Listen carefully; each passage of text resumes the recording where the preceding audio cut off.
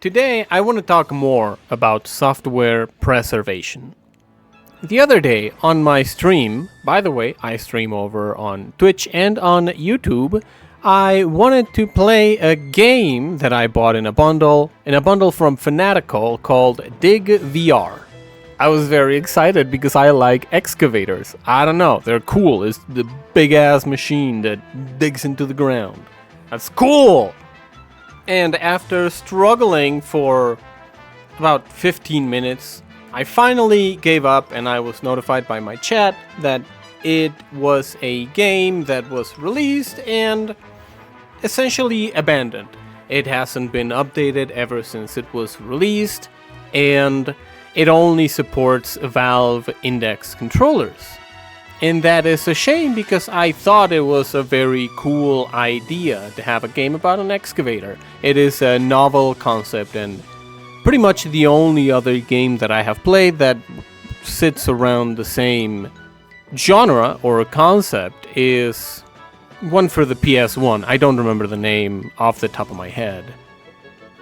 And right now we have a lot of good things happening in the name of software preservation. Stop Killing Games is killing it, and hopefully that leads to a lot more awareness about this concept. But I think that, again, Stop Killing Games is not enough. Because all that Stop Killing Games wants to do is to make companies, well, at least as far as I know, you can tell me if I'm wrong. What Stop Killing Games' intended goal is to have companies have an end-of-life plan for games that they release from now on, from the future going on forward. And I think that we need more legislation that protects the user's right to step over the boundaries of the software that we have purchased. Essentially, we need to have intellectual property be dismantled on some extent in order for people to be able to reverse engineer games, in order for people to be able to see into the innards of programs and see how you can maintain them, how you can make them work for systems that they were not designed to work on, for architectures that they were not designed to work on, and to have programs that work for the people that have paid to use them. To me, the problem is essentially one of ownership. A company makes a program, and a company sells you the program, and under the pretense of owning the intellectual property and the technology that makes the program work, they take out your right of understanding and of looking at the program's binaries to understand the way it works and the way that it can be ported to a newer generation of an operating system. That is usually a problem that happens a lot, that happened with games that were made for Windows 95, all of those kinds of things, where most of those games are very hard to run in an understandably feasible way. You either have to emulate one of those systems, or you have to find all sorts of crazy workarounds in order to even start running those programs. And while, yeah, I am aware that GOG exists and they are doing the best that they can to help preserve good old games, a lot of the times their solutions aren't enough to play those games. The games behave erratically, crash, have compatibility issues.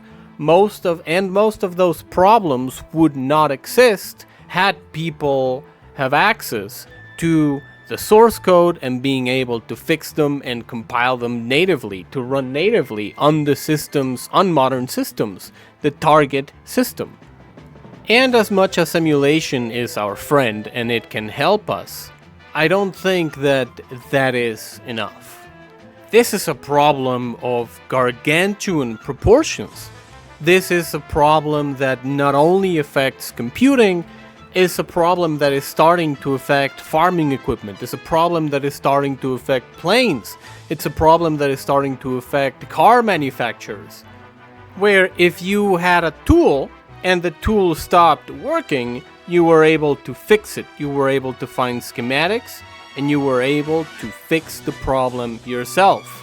But under the guise of patenting and under the guise of intellectual property, those rights have been taken away from you. You do not own what you purchase anymore because the companies have effectively lobbied themselves into a position of eternal ownership of everything they have manufactured.